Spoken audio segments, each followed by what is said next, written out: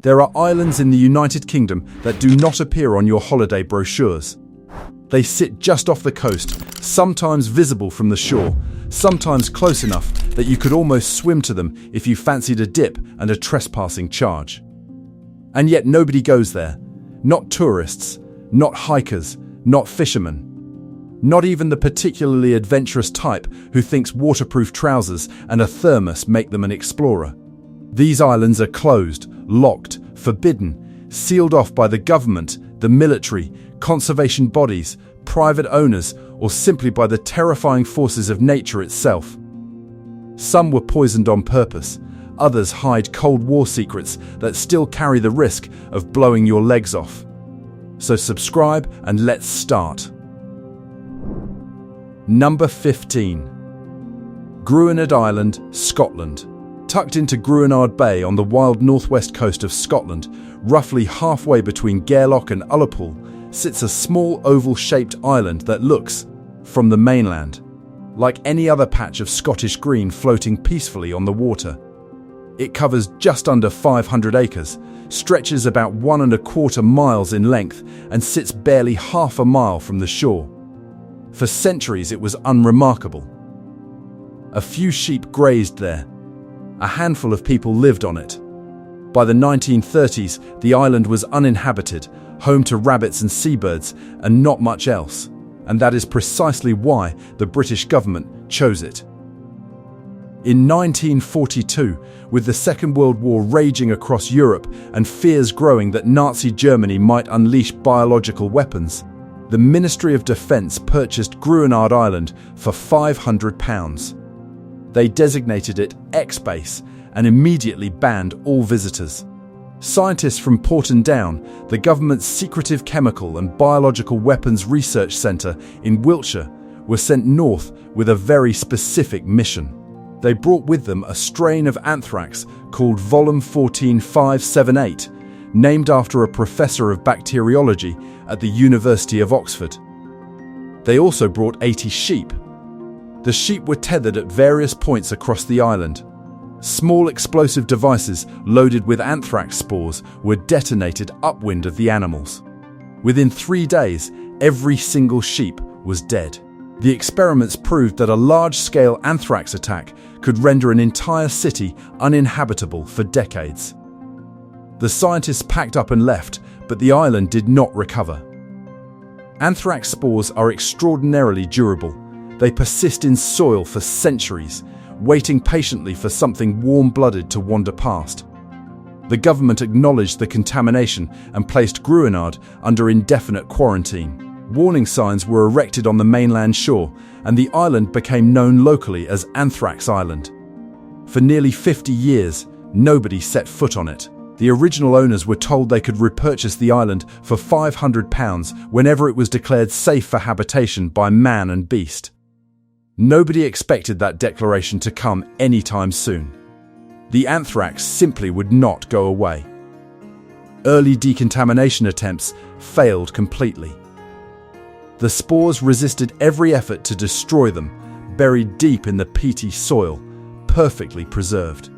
In 1981, a mysterious group calling themselves the Dark Harvest Commandos landed on the island, collected contaminated soil and deposited sealed packages outside Porton Down and at a Conservative Party conference in Blackpool. The message was unmistakable. Clean up Gruinard, or the anthrax comes to you. The government finally acted. Starting in 1986, a massive decontamination operation was launched. 280 tons of formaldehyde solution diluted in seawater were sprayed across the entire island, and the most contaminated topsoil was removed. In 1990, the government declared Gruinard safe and returned it to the heirs of the original owner, who repurchased it for £500. Today you can technically visit, but there is no ferry service, no facilities, and many locals still refuse to go anywhere near it. Number 14. Rockall, North Atlantic. 260 miles west of the Scottish Outer Hebrides, in one of the most ferocious stretches of the North Atlantic Ocean, there is a rock. not an island in any meaningful sense. A rock. It stands about 17 meters above the waves at its tallest point and measures roughly 25 meters across at its widest. It has no soil, no vegetation, no fresh water, no shelter, and absolutely no reason for any sane human being to go anywhere near it. Waves regularly crash over the summit during winter storms, which means that even the rock itself is not always above water. Rockall is, by any reasonable measure, one of the most hostile and inhospitable places on the surface of the planet. And yet 4 countries want it. The United Kingdom formally annexed Rockall in 1955, sending a Royal Navy party to climb the rock, plant a flag, and cement a brass plaque to its surface. The motivation was not patriotic ambition, but Cold War paranoia. Britain was about to begin testing nuclear weapons in the North Atlantic, and there were concerns that the Soviet Union might try to use Rockall as an observation post. In 1972, Parliament passed the Island of Rockall Act, formally incorporating the rock into Scotland as part of the Western Isles. Ireland, Iceland, and Denmark, on behalf of the Faroe Islands, all dispute the claim, largely because the surrounding waters contain rich fishing grounds and potentially vast reserves of oil and gas. Landing on Rockall is extraordinarily dangerous and vanishingly rare. Fewer than 120 people have ever managed it in recorded history. In 1985, survival expert Tom McLean spent 40 days on the rock in a tiny resin shelter. In 2023, Army veteran Christopher Cameron attempted 60 days but was forced to call for rescue after ferocious gales destroyed his equipment and nearly swept him into the sea. The Coast Guard helicopter from Stornoway pulled him off, suffering from hypothermia. No commercial ferry visits Rockall. No tourist ever will. The Atlantic simply will not allow it. Number 13. Foulness Island, Essex. The largest island in Essex and the 4th largest off the English coast sits at the mouth of the Thames estuary, just 15 miles from Southend-on-Sea. Foulness Island covers roughly 6,000 acres of flat marshland, populated by approximately 200 people living in 2 tiny villages called Churchend and Courtsend. It sounds like any number of sleepy, forgotten corners of rural England. It is not. It belongs to the Ministry of Defence, and it has done since 1915. The island is used as a weapons testing range. On weekdays, when the red flags are flying, missiles, torpedoes, and high-explosive ordnance are detonated across the marshes, sending shockwaves that can be felt as far away as Southend. The landscape is dotted with watchtowers, launch platforms, fenced compounds, blast-proof bunkers, and mysterious dome-shaped structures that nobody in the surrounding villages has ever been invited to inspect. During the Second World War, full-scale replica Atlantic walls were built on Foulness for the testing of breaching weapons in preparation for D-Day. The island has been blowing things up professionally for over a century. The only road onto Foulness passes through a security checkpoint at Landwick, staffed by guards who will ask for your permit before you go any further. Residents carry passes. Visitors do not get in unless they have been specifically invited. The only public access is through the Foulness Heritage Centre, which opens on the first Sunday of each month between April and October. Even on those days, visitors must stick to the designated main road and must not wander off the approved route. Straying into restricted areas will result in the Ministry of Defence security team paying you a visit, and they will not be offering tea and biscuits. There is another way onto the island, though nobody recommends it. The Broomway is an ancient tidal footpath that crosses the Maplin Sands from the mainland at Great Wakering. The path is now unmarked, and the tide comes in faster than you can run. Quicksands and deep mud wait for anyone who strays from the invisible line. People have died on the Broomway. It has been called the most dangerous path in Britain, and even if you survive the crossing, you arrive on an island where the military tests explosives. Number 12. Grassholm Island, Pembrokeshire. 11 miles off the southwestern coast of Wales, past the better-known islands of Ramsay and Stroma, there sits a tiny, barren lump of rock that appears, from a distance, to be covered in snow.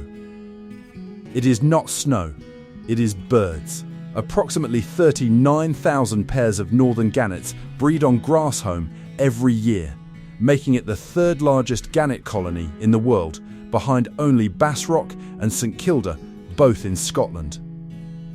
The colony represents roughly 7% of the entire global population of northern gannets, all crammed onto an island that covers barely 22 acres. Nobody is allowed to set foot on Grassholm. The island has been owned by the Royal Society for the Protection of Birds since 1947, making it one of the oldest RSPB reserves in Wales. And the organisation enforces a strict no-landing policy without exception. The gannets are simply too vulnerable. They nest so densely that a single human walking across the island could crush dozens of eggs or chicks underfoot. The birds have no fear of humans because they have never needed to develop any, which means they would not move out of the way. A careless visitor could cause a catastrophe. Several boat operators run trips around Grassholm during the summer months, approaching close enough for passengers to witness the spectacle without stepping ashore.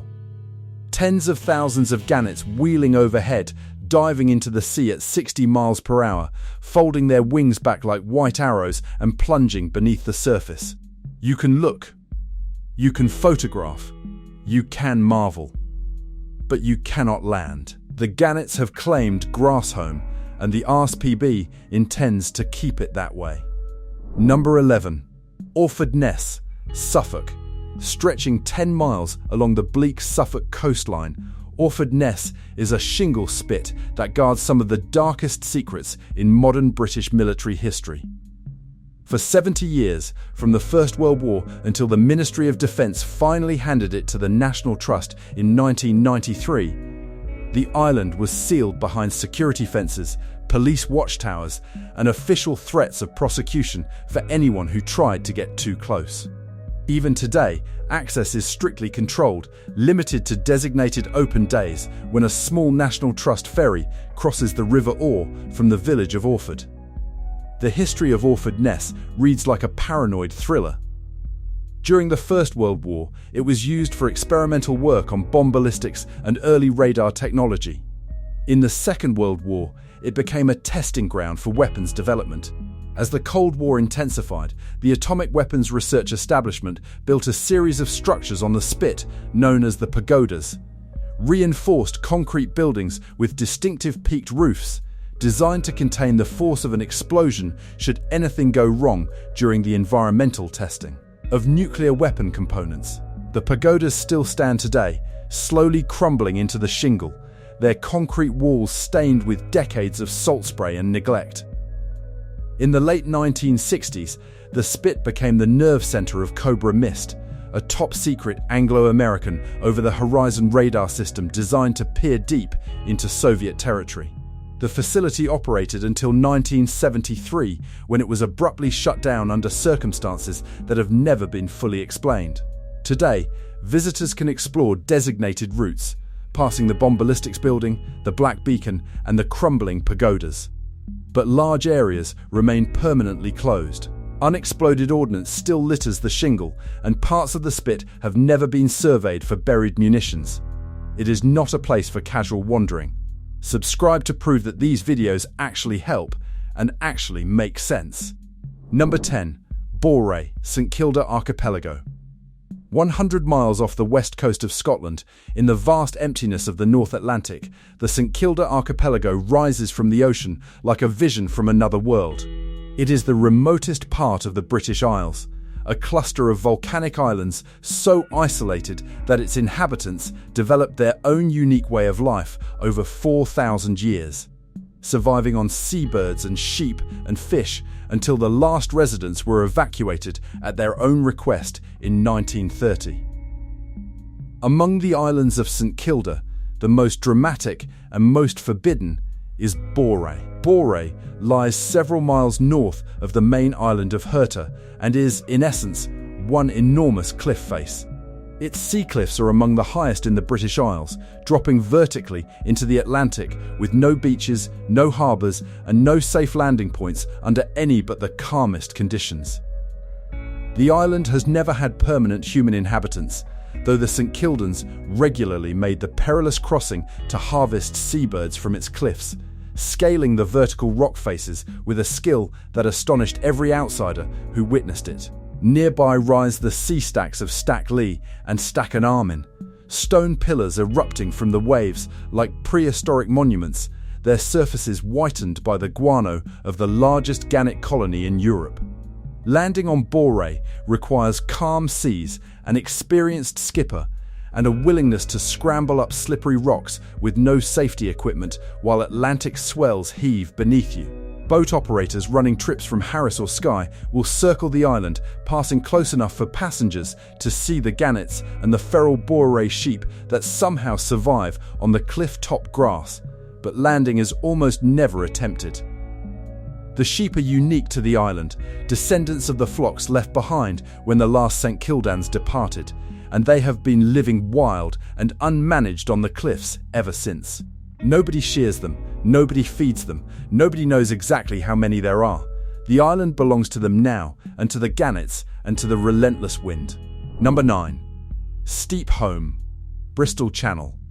Rising 200 feet straight out of the Bristol Channel, halfway between the Welsh coast and the English resort town of Weston-super-Mare, Steep Holm is a fortress island that has been fortified, abandoned, refortified, and abandoned again more times than anyone cares to count. The island covers 49 acres at high tide, expanding to 63 when the water drops and reveals the rocks at its base. Its cliffs are sheer, its landing points treacherous, and its tidal currents among the strongest in the Bristol Channel. In the 1860s, as fears of a French invasion gripped the British establishment, the Royal Commission on the Defence of the United Kingdom ordered the fortification of the Bristol Channel. Steep Holm was designated a fortress, and construction began in 1865. 10 7-inch rifled muzzle-loading guns were installed in batteries positioned around the island, connected by a circular military road on the plateau above. Underground water tanks, ammunition stores, and brick-built barracks were constructed. The guns were designed to sink any enemy warship that attempted to sail up the channel towards Bristol and Gloucester. Most of the original gun barrels remain on the island today, too heavy and too awkward to remove.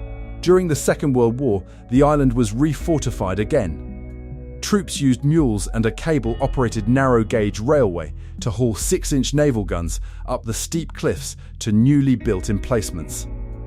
Searchlights were installed to spot enemy aircraft. 3 soldiers died when their naval tender capsized in heavy seas during the construction work. After the war, the military departed for good, and Steep Holm was eventually purchased by the Kenneth Allsop Memorial Trust. Today, the trust runs occasional day trips from Weston-super-Mare, but the island has no dock or harbour, and landings depend entirely on weather and tidal conditions. The island is a designated site of special scientific interest, home to enormous colonies of gulls and the only wild peonies in the United Kingdom, a flower believed to have been planted by monks in the 12th century. Wandering off the marked paths is strongly discouraged, both because of the crumbling fortifications and because the gulls become extremely aggressive when anyone approaches their chicks. Number 8. Ailsa Craig, Ayrshire.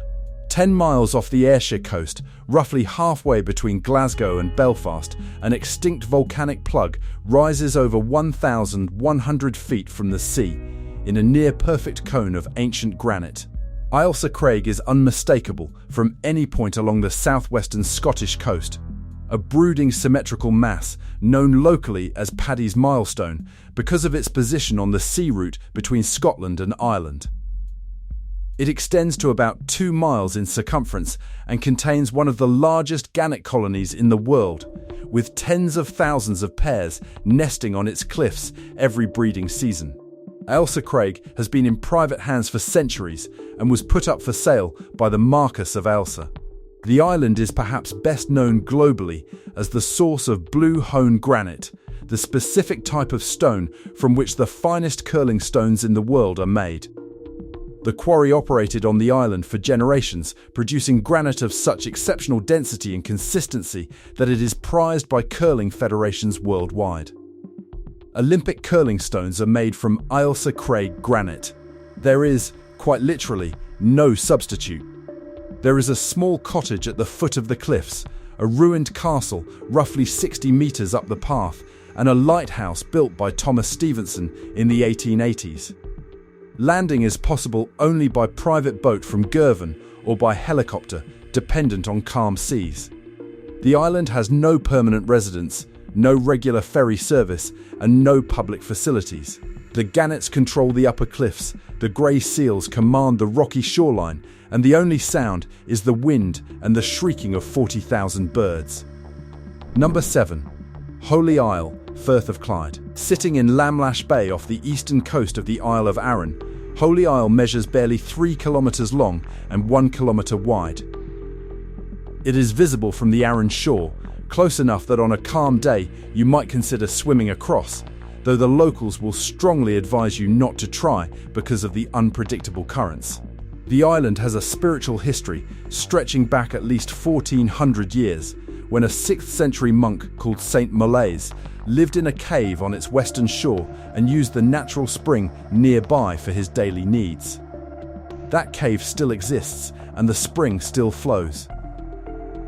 In 1992, the island was purchased by the Samyeling Buddhist community, linked to the first Tibetan Buddhist center in the Western world. Under the vision of Lama Yeshe Rinpoche, the island was transformed into a center for spiritual retreat and ecological restoration. At the northern end, the Center for World Peace and Health offers courses and guest accommodation between April and October. At the southern end, a closed long-term Buddhist retreat takes place, with women spending 3 or even 4 years in silent meditation behind gates that no visitor is permitted to enter. Day visitors can take a small ferry from Lamlash during the summer months, but the island operates under strict rules. Dogs, alcohol, and smoking are not allowed. Visitors must remain on marked paths and respect the silence of those in retreat. Large sections of the southern end are permanently closed, fenced, and signposted. The island is a designated site of special scientific interest, home to wild Eriskay ponies, Soay sheep, and Saanen goats. Tibetan Buddhist symbols have been carved into the rocks, and prayer flags flutter from trees and fences. It is one of the strangest juxtapositions in the British Isles, a Scottish island turned Tibetan monastery. Number 6. North Rona, North Atlantic. 44 miles northeast of the Butt of Lewis, the northernmost tip of the Outer Hebrides, North Rona sits in the open Atlantic like a forgotten full stop at the end of a very long sentence. It is one of the most remote islands in the British Isles, a mile-long scrap of grass and rock that has no harbour, no jetty, no buildings in habitable condition, and no permanent population. The last residents departed in the 1840s after a succession of disasters, including a plague of rats that devoured the island's grain stores, and the island has been uninhabited ever since. Getting to North Rona requires a dedicated charter boat, calm seas, a window of favourable weather that may not arrive for weeks, and a willingness to make a difficult landing on a rocky shore with no shelter from the Atlantic swells. Even experienced seafarers consider the crossing dangerous. The island is a designated national nature reserve and a site of special scientific interest, protected for its enormous breeding colonies of grey seals and seabirds. Between October and December, hundreds of grey seal cows haul themselves onto the beaches to give birth, and the island becomes one of the most important pupping sites in Europe. The ruins of a chapel dedicated to Saint Ronan, dating from the 8th century, still stand near the centre of the island. There is no fresh water beyond what collects in hollows after rainfall, no shelter from the frequent gales, and absolutely no way off the island if the weather turns and your boat cannot return. Number 5. Flat Holm, Bristol Channel. The most southerly point of Wales is not on the mainland. It is on Flat Holm, a small limestone island roughly 4 miles south of Lavernock Point in the Vale of Glamorgan, sitting in the middle of the Bristol Channel between Cardiff and Weston-super-Mare. The island covers approximately 35 acres and rises just 32 metres above sea level at its highest point, which makes it, as the name suggests, remarkably flat. It has a long and complicated history involving cholera, cannons, Marconi, and an enormous number of seagulls. In 1896, an isolation hospital was built on Flat Holm to quarantine cholera patients arriving at the port of Cardiff. The hospital buildings still stand, ruined and overgrown, their empty windows staring out across the channel. In the 1870s, the island was fortified as part of the same defensive system that armed Steep Holm across the water, with 9 7-inch rifled muzzle-loading guns mounted on Moncrief disappearing carriages. Several of the original guns remain, too heavy to salvage. During the Second World War, approximately 350 soldiers were stationed on Flat Holm. Perhaps the island's most famous moment came in 1897 when Guglielmo Marconi transmitted the first wireless signals over open sea from Flat Holm to Lavernock Point, a distance of roughly 3.5 miles. The message was simple. It was the letter V in Morse code. That single transmission changed the history of communication forever. Today, Flat Holm is managed by Cardiff Council and can be visited by arrangement, but access is strictly limited. The only way to reach the island is by boat from Cardiff Bay, a crossing that depends on weather and tides. Day visitors are given an orientation by the island warden and allowed to explore the gun batteries, bunkers, and the ruined cholera hospital. The island is a designated site of special scientific interest and supports aggressive breeding colonies of gulls that dominate the plateau. A rare wild peony, thought to have been introduced by medieval monks, still grows near the lighthouse path. Number 4. Sula Sgeir, North Atlantic. 40 miles north of the Butt of Lewis, beyond even the remote isolation of North Rona, the rocky islet of Sula Sgeir rises from the North Atlantic like the blade of a broken knife. It measures roughly half a mile long and 200 meters across at its widest point, with vertical cliffs on every side and a surface so hammered by wind and spray that virtually nothing grows there except lichen and sea thrift. Sula Sgeir is uninhabited, inaccessible for most of the year, and home to one of the most controversial traditions in Scotland. Every August, a team of 10 men from the village of Ness on the northern tip of Lewis sails out to Sula Sgeir to harvest guga, the young of the northern gannet. The hunt has been carried out for centuries and is protected by special legislation that permits the men of Ness to take up to 2,000 birds per year. The guga hunters spend approximately 2 weeks on the island, living in primitive stone bothies, catching the young gannets by hand, plucking and salting them for preservation. The cured guga is considered a delicacy in the Western Isles, with a strong, oily flavour that divides opinions sharply between those who grew up eating it and those who find the idea revolting. Outside of the annual hunt, Sula Sgeir is effectively closed to the public. There is no harbour, no jetty, and landing requires scrambling up sea-worn rocks in conditions that are dangerous even in calm weather. The crossing from Lewis takes several hours across some of the most unpredictable waters in the North Atlantic.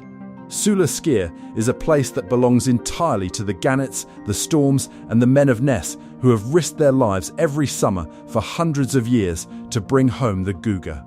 Number 3. Brownsea Island, Dorset. Sitting in Poole Harbour off the Dorset coast, Brownsea Island is 500 acres of dense woodland, open heath, freshwater lakes, and quiet beaches. It is owned by the National Trust and managed jointly with the Dorset Wildlife Trust, and it is famous for 2 things. First, it is where Robert Baden-Powell held the very first scout camp in 1907, bringing 20 boys to the island for a week of outdoor activities that would eventually spawn a worldwide movement.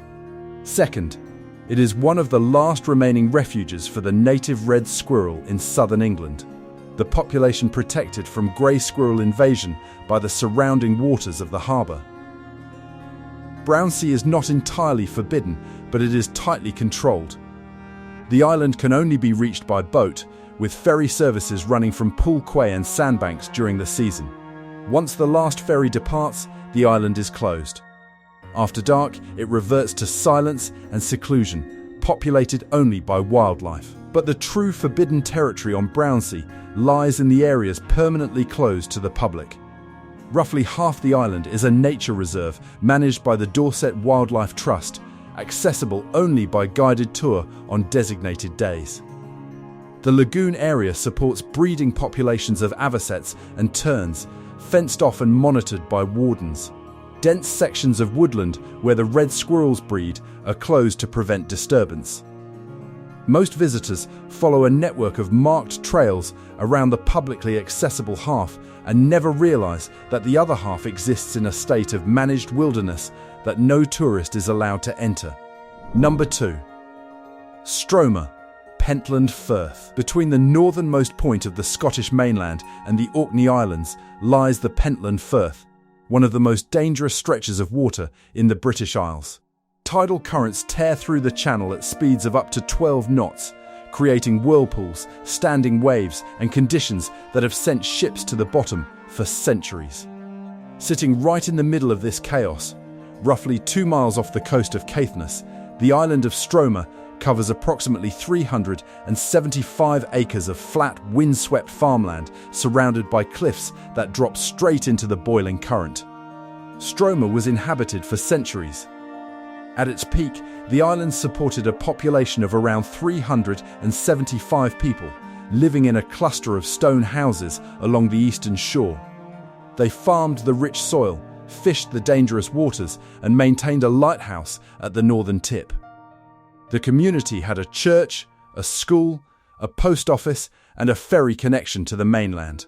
The 20th century arrived, and one by one, the families left.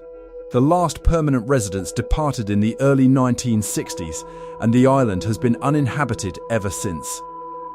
Today, Stroma is a ghost island. The houses still stand, their roofs collapsed. The church remains, its pews rotting. Farm machinery rusts in the fields. There is no ferry to Stroma. The Pentland Firth is simply too dangerous for casual crossings, and the island has no harbour or jetty. A few adventurous kayakers have made the crossing, but the tidal currents are lethal, and the Coast Guard strongly advises against it. The island is privately owned, ungrazed, and slowly returning to nature. The only regular visitors are the birds on the cliffs and the seals on the rocks. Number 1. Soay, St Kilda Archipelago. Return with me one final time to the St Kilda Archipelago, 100 miles into the North Atlantic west of the Outer Hebrides, where the last wild edge of British territory meets the full fury of the open ocean. We spoke earlier about Borreray, but the most stubbornly forbidden island in the group is Soay, sitting barely half a mile southwest of the main island of Herta, separated by a channel of violently churning water and protected on every side by cliffs that rise sheer from the sea with no beach, no harbour, and no landing place that could be described as safe by any rational person. Soay measures roughly 250 acres and stands nearly 400 metres above the sea at its highest point. Its name comes from the Old Norse for Sheep Island, and the island is home to the famous Soay sheep, a primitive breed descended from the earliest domestic sheep brought to the British Isles thousands of years ago. The St Kildans used to visit Soay to harvest the sheep for wool and meat, crossing the treacherous channel in small boats and scaling the cliffs with ropes and bare hands. It was considered the most dangerous regular journey in the archipelago, and several islanders lost their lives making the crossing over the centuries. Since the evacuation of St Kilda in 1930, Soay has been left entirely to the sheep, the seabirds, and the elements. No human lives there. No human has any reason to go there. Landing requires exceptional skill, calm seas, and a level of personal risk that most expedition organisers consider unacceptable. The cliffs are sheer, The rocks are slippery with spray, and the channel between Soay and Herta is a funnel for Atlantic swells that can turn from manageable to lethal in minutes. The Soay sheep are one of the most studied wild populations of animals in the world. Researchers based on Herta monitor them using telescopes, but physical access to Soay itself is so rare that entire years pass without a single human footprint on its surface. The island is a national nature reserve and a World Heritage Site. Thousands of Manx shearwaters nest in burrows across its grassy slopes, emerging only at night. During the breeding season, the air above Soay is filled with their eerie calls, a sound that the St Kildans believed was the crying of the dead. Soay is the epitome of a forbidden island. Not locked by government decree or sealed by military fences, but closed by the raw, unyielding power of the North Atlantic. The cliffs say no. The currents say no. The weather says no. And the sheep, grazing peacefully on their vertical pastures 400 meters above the waves, could not care less whether you come or not. They have been there for thousands of years, long before warning signs were invented, long before anyone thought to put a fence around an island. These 15 islands are scattered across the United Kingdom, from the marshes of Essex to the volcanic rocks of the North Atlantic, from the anthrax-soaked soil of the Scottish Highlands to the gannet-whitened cliffs of Pembrokeshire.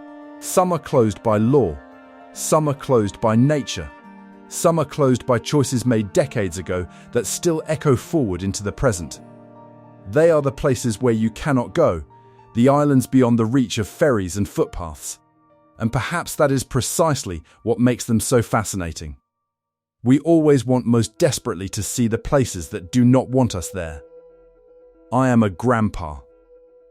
And a grandpa worries. Take care of yourself.